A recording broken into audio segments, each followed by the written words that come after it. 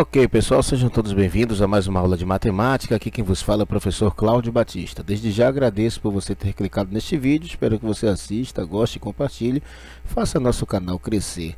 Hoje nós vamos continuar falando de noções de função, aula com exercícios resolvidos, é a nossa aula de número 2, aqui mais uma vez trazendo a fonte dos exercícios. Esse é o livro de 7º ano do Alexandre Luiz Trovão de Carvalho e de Lourisney Fortes Reis, pela editora Casa Publicadora Brasileira CPB. Nós vamos trabalhar com questões selecionadas das páginas 162 a 167 e o tema dessa aula é de representação gráfica de funções. Vamos aos quadros. Bom, temos aqui página 163, questão 5. As seguintes funções estão escritas na forma algébrica, de acordo com o esquema mostrado na situação 3 do livro texto, desenho gráfico de cada uma delas. Veja, nós temos aqui uma função muito simples, y igual a 2x.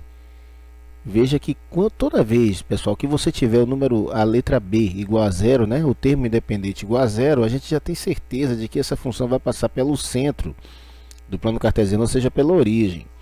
Tá? Então seria muito fácil eu traçar aqui, fazer o traçado de uma reta, só que eu preciso de um outro item para essa reta. Eu preciso da inclinação dela, a inclinação da reta em relação ao eixo x, que é esse aqui vermelhinho. Então vou fazer aqui aquele velho quadradinho, né, do jogo da velha, porque alguns professores ensinam que você pode fazer aí no mínimo 5 pontos para você traçar uma reta. Só que para facilitar a vida do estudante, eu costumo dizer o seguinte, partindo de um postulado da geometria, né, um dos postulados mais importantes da geometria, que diz o seguinte: 2 pontos determinam a reta. Então, eu preciso de apenas 2 pontos para poder traçar essa reta aqui. Olha o que eu fiz. Eu fiz o zero, o x virar zero, né? Arbitrariamente fiz o x virar zero e vou encontrar um valor de saída. Olha, quando o x for zero, eu vou encontrar o que aqui?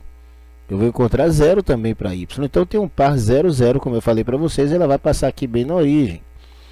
Agora, para poder encontrar a inclinação dessa reta, eu preferi dar arbitrariamente um valor que não fosse 0. Eu preferi 2. Vocês vão entender por quê. Só que eu coloquei o y para ser 2. O que é que vai acontecer quando o y valer 2? Se eu coloco 2 no lugar do y, eu vou ter esse 2 passando para cá dividindo. O que é que eu vou encontrar? Eu vou encontrar o número 1. Se você quiser tirar dúvida disso, pausa o vídeo e faz, né, com o valor arbitrário de 2 para y. Então aqui eu tenho dois pares ordenados, 0, 0 e 1, 2. Então vamos lá. O par ordenado 0, 0 está marcado bem aqui na origem, né? Eu tenho aqui a identificação desse par ordenado. E agora sim, o par ordenado 1, 2 é que vai me dar a inclinação da reta. Veja que se eu não tivesse esse par ordenado aqui, eu poderia inclinar essa reta como eu quisesse. E não é bem assim que funciona. A reta tem uma inclinação definida e a gente tem que ser rigoroso nesse ponto aí. Então, vamos lá. Eu tenho aqui o par ordenado 1, 2. Agora sim, gente, só é traçar uma reta para ligar esses dois pontos. E você tem aqui toda a representação dessa função aqui, ó. Toda a representação dessa função está aqui nessa reta, ok? Vamos para o próximo quadro. Agora tem uma função aqui um pouco mais complexa. Apesar de continuar dentro do campo da simplicidade de uma função do primeiro grau, né? Já foi dito aí na aula anterior que uma função do primeiro grau sempre tem uma reta como representação gráfica, é isso? Então a gente só vai definir por onde essa reta passa. Então aqui sim eu posso ficar à vontade para fazer o joguinho da velha. Uma vez eu vou zerar o x, outra vez eu vou zerar o y. Aí você pausa o vídeo e encontra os valores que são pertinentes aí. Quando eu fizer o x virar 0, o que é que vai acontecer com o y? Y vai virar menos 3. E quando eu fizer o y virar 0, o x vai ser 3. Então aqui já encontrei meus dois pares ordenados que vão servir de base para eu marcar ali no plano cartesiano. 0 menos 3 está bem ali. Okay? É um ponto pertencente ao eixo, a gente já sabe disso, né? Esse ponto aqui não pertence a nenhum dos quadrantes, porque eu tenho um dos valores do par ordenado vale 0, né? Então sempre que isso ocorre, a gente vai ter aí um ponto que não pertence a nenhum dos quadrantes.